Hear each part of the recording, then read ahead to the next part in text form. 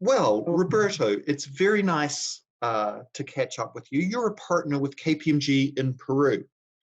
We've been talking a little bit about a key priority of our clients, and that is business restructuring in today's environment. How's Peru looking at that at the moment? hello, Rodney. It's nice to talk to you again. Yes, it's a very interesting talk that you are mentioning.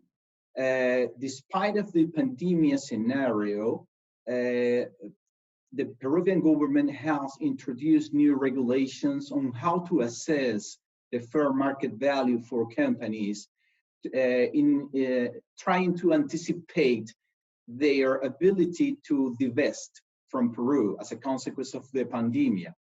As you may know, most of the businesses are facing problems, and therefore they are trying to put in place not only the simplification of their corporate structures, but also trying to divest from those jurisdictions that were mostly impacted by the COVID pandemic. And one of the keys around the divestment is the indirect capital gain taxation that is subject to tax in Peru under certain requirements. And one of the requirements that requires subjecting indirect capital gain to tax is how to assess the fair market value of the entities.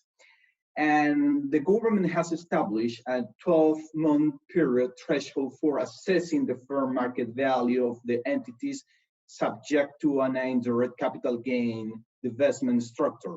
And therefore, what the new rules are establishing is that you have to take the higher fair market value assessed on a net on the basis of the present value of the future cash flows of the entity during the last 12-month period before the transfer takes place, and therefore you are forced to take the higher value, which is not necessarily the fair market value of the entity in a pandemic scenario. So in this way, this is a very important provision that may impact the potential investment from Peru through an indirect capital gain taxation.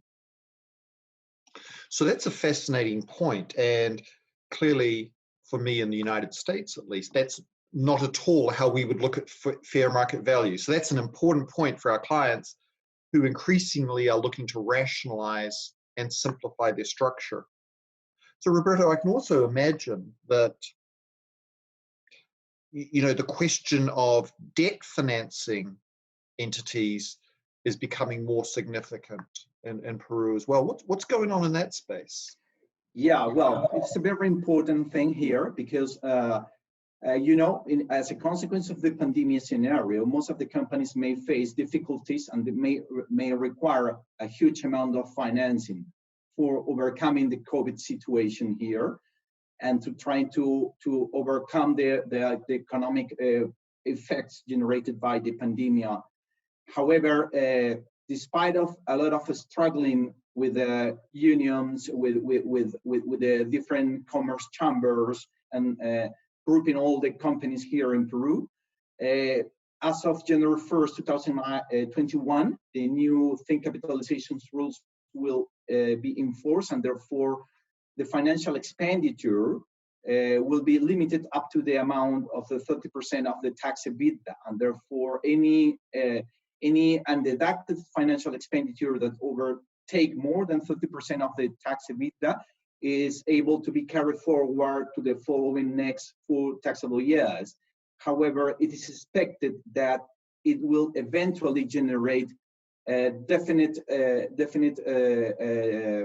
not temporary deductions, but a